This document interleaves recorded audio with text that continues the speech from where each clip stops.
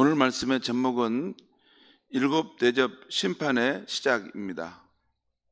일곱 대접 심판의 시작. 오늘 아침 말씀에는 요한계시록에서 하나님의 심판의 완성인 일곱 대접 심판이 시작되는 것이 나옵니다. 요한계시록에는 모두 세 가지의 패키지에 하나님의 심판 계획이 집행되는데요. 먼저 하늘 보좌에 앉으신 그 하나님의 손에 있는 두루마리 책의 일곱인을 뗄 때 나타나는 그 심판이 나옵니다. 일곱인의 심판. 그 다음에 일곱 천사가 나와서 그 나팔을 불 때 하늘과 땅과 바다에 임하는 그 일곱 나팔 심판이 나옵니다.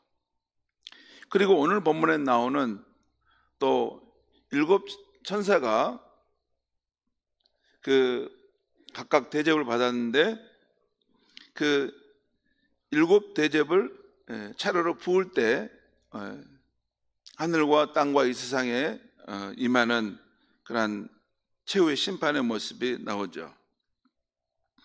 이 심판들은 사탄과 그의 하수인인 짐승의 세력을 따라, 그러니까 사탄과 그의 하수인인 짐승의 세력을 따라 하나님의 통치를 거부하고 성도를 박해했던 세상 권력과 그들을 숭배하는 사람들에 대한 심판입니다. 그 조종자는 사탄과 그 하수인 짐승인데 그들을 따라서 우상 숭배하고 그들의 권세에서 함께 붙들려 살아가는 사람들에 대한 심판이라는 것이죠. 오늘 말씀, 잠깐 여기 말씀 들어가기 전에 제가 잠깐 이 세상의 구도에 대한 말씀을 잠깐 드리겠습니다. 기독교는 원래 유일신을 갖고 있습니다. 그러니까 창조주 하나님, 천재주이신 하나님 한 분이 계신다는 거예요. 그런데 이 기독교의 그 성경과 구약과 신약 성경을 보게 되면 이렇게 악과 선의 전쟁과 그 어떤 갈등의 상황에 있는 것들을 보게 됩니다. 여러분이 이미 기독교인이 됐기 때문에 그런 걸 덜 느낄지 모르지만 처음 기독교인이 된 사람이라면 그 사람이 지성인이라면 이 신약 성경을 보면서 느낄 것이 있어요. 뭐냐면 우리가 사는 세상이 이게 반듯한 세상이 아니라 뒤틀려 있는 세상이라는 거예요. 우리가 사는 세상이 복잡하게 혼재되고 얽혀 있는 세상이라는 거예요. 이게 선이 의로움이 이렇게 줄기차게 힘차게 뻗어가는 것이 아니라 선과 의로움뿐만 아니라 불의와 악이 함께 교차되어 있고 그것이 함께 혼재되어 있는 상황이 성경에 보면 나와 있어요.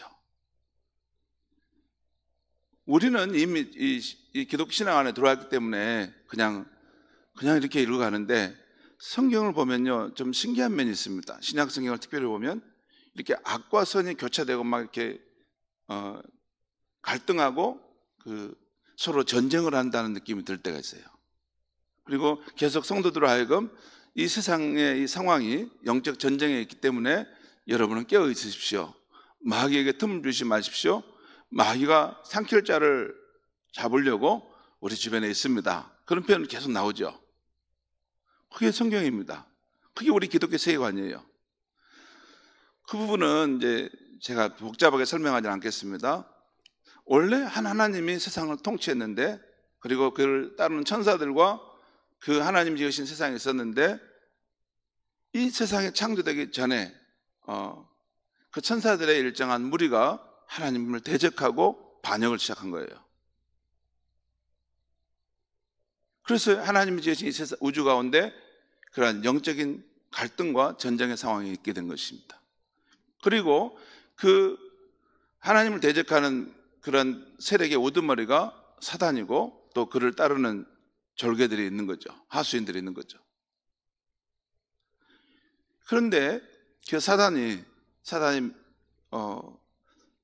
하나님의 창조물인 우리 인간에게 와서 하나님을 대적하는 범죄를 짓게 만든 것이죠. 하나님을 인정하지 않고 너가 스스로 하나님이 되는 것이 맞다. 그렇게 해서 유혹하고 결국에는 넘어지게 하는 거죠. 그런데 사실 이것은 사탄이 하나님을 대적할 때 가졌던 생각입니다. 내가 하나님이 될 수 있는데, 그래서 대적하고 반역하며 일어났던 것이죠. 그것을 그대로 첫사람 아담에게 가르쳤던 것입니다. 그리고 첫사람 아담과 하와는 그러한 꾀임에 넘어서 무너진 것이죠. 그리고 이 인류 가운데 죄와 죽음이 오게 됐고, 이 사단의 세력이 우리 인간을 사로잡는 그런 권세의 힘으로 역사하게 된 것입니다. 그런데 그 가운데 하나님께서 이 우주 가운데 이 지구에 일어난 이 반란의 상황을 바로잡기 위해서 그의 아들 예수님을 이 땅에 보내신 것입니다. 그의 아들 예수님이 사실 합법적인 진정한 왕이신 것이죠. 그래서 예수님이 처음에 오셔서 십자가에서 죽음 당하시고 다시 부활하심으로 사단의 권세를 이기신 거죠. 처음에는 그 마귀가, 사단이 이기는 것 같았는데 궁극적으로 참된 왕이신 예수님께서 승리를 거두십니다. 그리고 이제 예수님께서 참된 왕으로서 자신을 믿고 따르는 사람들을 세우시는데 그 사람들이 성도들이 되는 것입니다. 그리고 이 사단과 그의 추종자, 또 아직도 그 권세 아래 놓여 있는 사람들과 또 진정한 왕이신 예수님과 그를 믿고 따르는 성도들 사이에서 이 영적 전쟁의 상황이 일어나고 있는 것입니다. 그런데 여기서 중요한 것은 성경은 분명히 말해요. 우리의 싸움은 혈과 육에 대한 것이 아니요 하늘에 있는 어둠의 세력들과 악한 영들에 대한 것이다.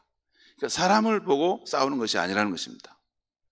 그 인간의 배후에서 인간의 정신과 마음을 지배하고 인간이 살아가는 이 문화를 지배하는 사단과 어둠의 세력들을 꿰뚫어보고 우리 자신을 믿음으로 지키고 또 그런 싸움에서 승리를 해야 된다. 이것이 기독교의 세계관인 것입니다.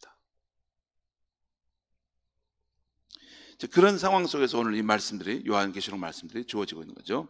한번 오늘 말씀 1절에 4절까지 말씀 보겠습니다. 제가 읽겠습니다. 또 내가 들으니, 지금 사도 요한이 들은 것이죠. 성전에서 큰 음성이 나서 일곱 천사에게 말하되 너희는 가서 하나님의 진노의 일곱 대접을 땅에 쏟으라 하더라. 2절입니다. 첫째 천사가 가서 그 대접을 땅에 쏟음에 짐승의 표를 받은 사람들과 그 우상에게 경배하는 자들에게 악하고 독한 종기가 나더라. 여러분, 요한계시록에 보면 큰 용, 사탄 또는 마귀라고 하는 그런 악한 세력의 우두머리가 있고 그의 하수인인 바다에서 올라온 짐승들이 있었어요. 그런데 여기 보면 이 짐승의 표를 받고 그 우상에게 경배하는 사람들이 있다는 거예요. 그렇죠? 하나님을 대적하는 그러한 세력에게 연합돼서 그 우상들을 섬기고 하나님을 대적하는 그런 사람들이 있는 거죠. 자, 그들에 대해서 하나님께 첫째 천사가 가서 대접을 땅에 쏟자 악하고 독한 종기가 그들에게 났다는 것이에요. 그 사람들이 났다는 거죠. 그 다음 3절 보겠습니다. 둘째 천사가 그 대접을 바다에 쏟음에 바다가 곧 죽은 자의 피같이 되니 바다 가운데 모든 생물이 죽더라. 둘째 천사가 그 대접을 바다에 쏟으니 바다 가운데서 바다가 죽은 자의 피와 같이 되므로 그 안에 있는 생물들이 죽었다는 것이죠. 또 4절입니다. 셋째 천사가 그 대접을 강과 물 근원에 쏟음에 피가 되더라. 여기 보면 이 둘째, 셋째 천사가 이렇게 그 재앙의 대접을 쏟자 바다와 강이 이렇게 피와 같이 되고 그 안에 생물들이 죽었다는 것이죠. 또한 저 뒤에 네 번째 천사가 대접을 쏟을 때도 그 해가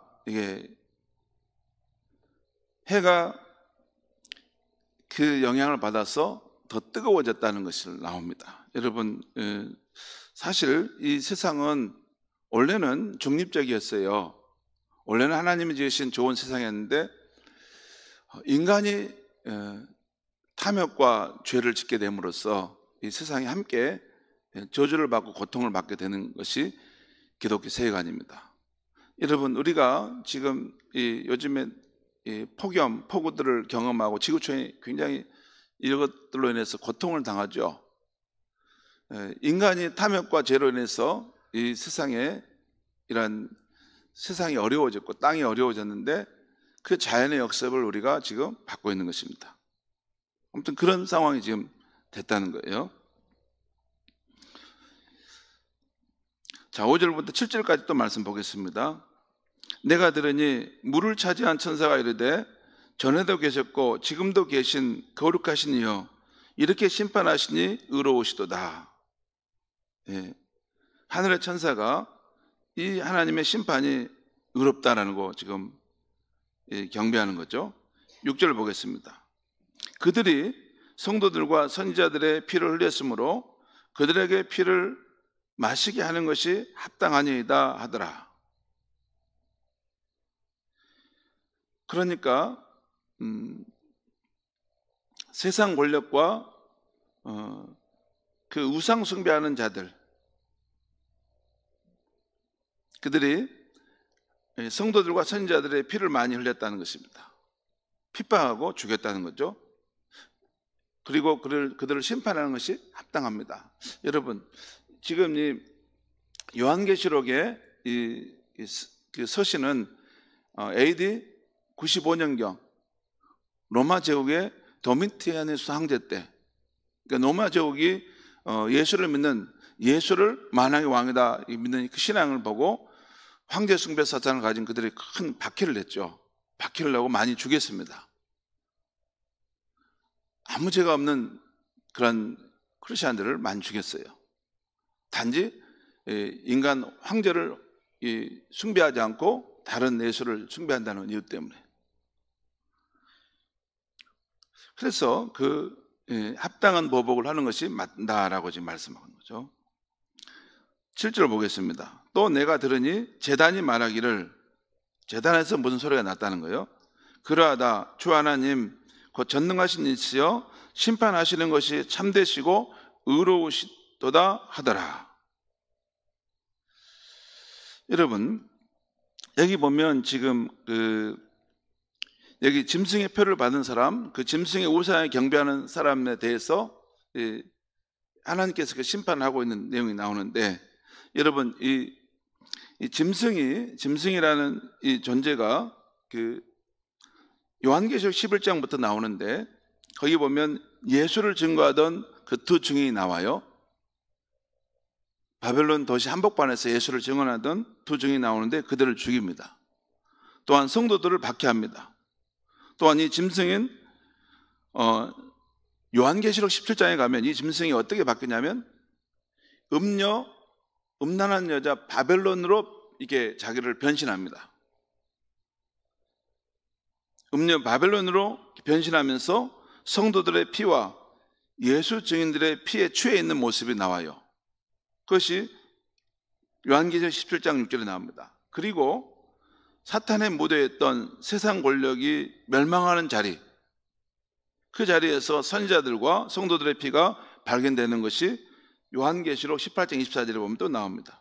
그래서 요한계시록 6장 9절에 보면 제단 안에 있던 순교자들의 영혼이 거룩하신 하나님께 하나님의 의로운 심판을 통해 우리가 흘린 피를 어느 때 갚아주시겠습니까? 라고 외치는 상황이 나와요. 하나님의 제단 밑에서 일찍이 순교를 당한 그런 영혼들이 하나님 앞에 어느 때까지 우리가 흘린 피를 갚아주지 않으시겠습니까? 탄원하는 내용이 나오죠. 바로 이 거룩한 순교자들의 탄원을 공의 심판자이신 하나님께서 마침내 응답하신다는 것입니다. 자, 그리고 8절에서 11절까지 말씀 보겠습니다. 넷째 천사가, 앞에서 이제 첫째, 둘째, 셋째 천사가 나와서 그 받은 대접을 부을 때 재앙이 일어났지 않습니까? 이제 넷째 천사가 그 대접을 해 소돔에, 해가 권세를 받아 불로 사람들을 태우니 사람들이 크게 태움에 태워진지라. 이 재앙들을 행하는 권세를 가지신 하나님의 이름을 비방하며 또 회개하지 아니하고 주께 영광을 돌리지 아니하더라. 또 다섯째 천사가 그 대접을 짐승의 왕자에 쏘더니, 이번에는 여러분 사람에게 쏟는 게 아니라 그 사탄의 하수인인, 그러니까 세상 권력의 중심부에서 악과 불의를 불의를 행하는 그런 그 중심부 안에 있는 어둠의 권세들에게 쏘더니 그 나라가, 사탄의 나라가 곧 어두워지며 사람들이 아파서 자기 혀를 깨물고 아픈 것과 종기로 말미암아 하늘의 하나님을 비방하고 그들의 행위를 회개하지 아니하더라.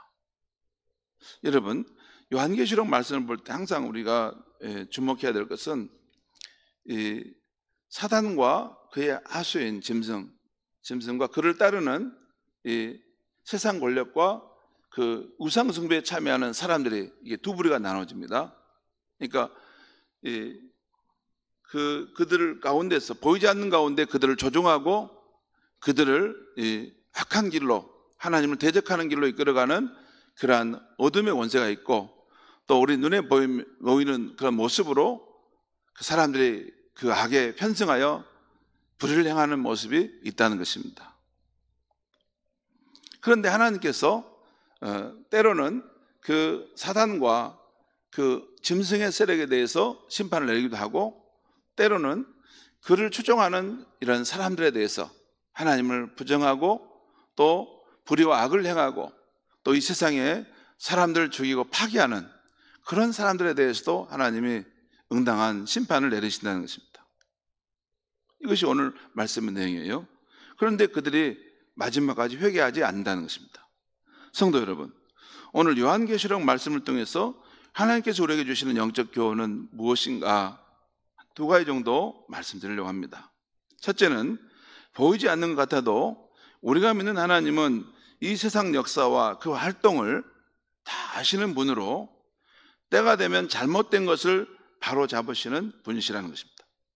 특별히 세상의 불의함에 휘둘리지 않고 믿음으로 의롭게 살기 위해서 억울함을 당하고 수고와 눈물을 흘렸던 성도들의 소원을 때가 되면 이루어 주신다는 것입니다. 이를 알기 때문에 우리 성도들은 오늘도 신실하신 하나님의 말씀을 붙들고 굳센 믿음으로 살아갈 수 있는 것입니다. 두 번째는 오늘 하나님의 최후의 심판이 이루어지는데, 하나님의 최후의 심판이 이루어지고 있는 상황에서도 세상 권력과 우상을 숭배하는 사람들은 끝까지 자신들의 행위를 회개하지 않고 더욱 완고함과 강팍함으로 나아가는 것을 볼 수 있어요. 그렇죠? 그 행위를 회개하지 아니하였더라. 오히려 하나님을 비방하였더라.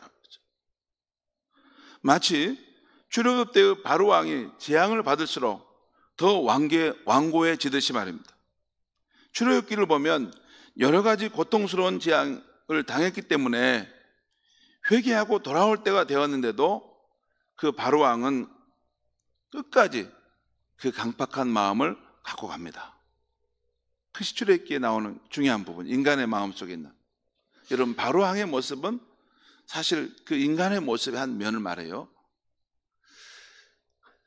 거기 마지막에 가면 어떻습니까? 자기 장자가 죽임을 당하고 나서야 그때야 정신을 차리고 이제 풀어지잖아요. 여러 재앙이 있어도 그 변덕스럽게 끝까지 자기의 마음을, 하나님을 부정하고 또 하나님이 그 바라시는 그 진리의 길을 가지 않습니다. 그 강팍한 마음을 끝까지 갖고 왔다는 것이죠.